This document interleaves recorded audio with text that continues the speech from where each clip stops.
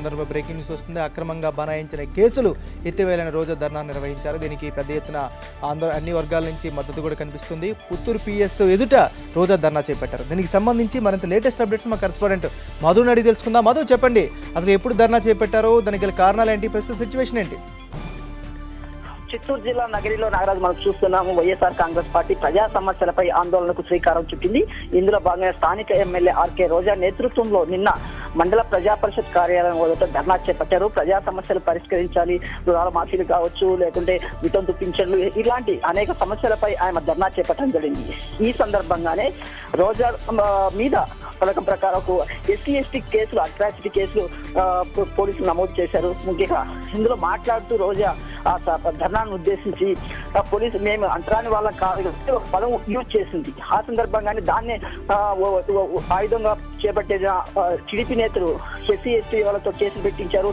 రోజాతో పాటు మరో 4 మీద ఎస్సీ ఎస్టీ కేసులు బనాయించడం జరిగింది. ముఖ్యంగా ఈ సందర్భంగా సిఐ సాయినాథ్ వ్యవహార శైలిపై వైఎస్ఆర్ కాంగ్రెస్ పార్టీ తీవ్ర స్థాయిలో ఆందోళన వ్యక్తం చేస్తుంది. ఏకపక్షంగా వ్యవహరిస్తున్నారు. ఎస్సీ ఎస్టీ కేసు నమోదుకు నిరసనగా ఇవాళ పుత్తూరు సిఐ కార్యాలయం రోజా ధర్నాకు దిగారు. ఇది ఏకపక్షంగా వ్యవహరిస్తున్నారు, అన్యాయంగా వ్యవహరిస్తున్నారు ఆందోళన చేయడం జరిగింది. అంటే రోజా చెప్పండి ధర్నా 10 నిమిషాలకే పోటీగా టీడీపీ వాళ్ళు సైతం ధర్నా చేశారు. ఈ సందర్భంగా టీడీపీ వాళ్ళకు అనుమతించినటువంటి పోలీసులు వైఎస్ఆర్ వాళ్ళకు మాత్రం నిరాకరించే పరిస్థితి చేశారు. చాలాసేపు పోలీసులు వాగ్వాదం కూడా చేయడం జరిగింది. ఈ సందర్భంగా తీవ్రంగా హర్షంతో గురైనటువంటి రోజా సమస్యలు పడిపోయడం జరిగింది. ప్రస్తుతం ఆసుపత్రికి తరలించారు. అక్కడ చికిత్సిస్తున్నారు నాగరాజు. అయితే మధు, ప్రస్తుతం రోజా పరిస్థితి ఏ విధంగా ఉంది, పోలీసులు ఏమంటున్నారు? అంటే ఇదే ఏకపక్షంగా వ్యవహరిస్తుండడం వల్లనే నేను ఆందోళన చేశాను. పోలీసుల దురుసు ప్రవర్తన తనకు తీవ్ర ఆవేదన కలిగించింది. తీవ్రమైనటువంటి ఆవేదన వల్లనే ఈ ఆయన సమస్యలు పడిపోయింది, తీవ్ర అనారోగ్యం గురిందని చెప్పడం జరిగింది.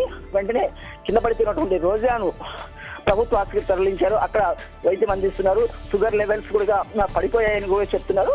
సెలైన్ బాటిల్ ఎక్కించడం జరిగింది. ఏది ఏమైనప్పటికీ పోలీసుల తీరుపై సర్వత్రా విమర్శలు వ్యక్తమవుతున్నాయి. ఇదే అంశాలనే రోజా ప్రశ్నించడం జరిగింది. ఈ సందర్భంగానే పోలీసులు ఏకపక్షంగా వ్యవహరించారని తెలుస్తోంది. రాజు, థ్యాంక్ యూ మధు, అప్డేట్స్ అందించినందుకు.